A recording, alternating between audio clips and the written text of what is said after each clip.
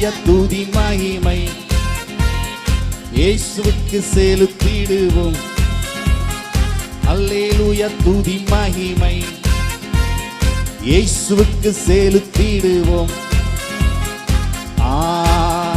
அல்லேலூயா அல்லேலூயா அல்லேலூயா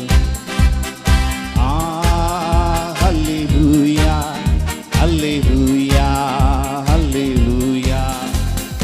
நமக்காக மரித்தவராம், நமக்காக உயிர்த்தவராம், நமக்காக மரித்தவராம், நமக்காக உயிர்த்தவராம், மீண்டும் வருபவராம் நம் இயேசுவை என்று ஸ்தோத்தரிப்போம்.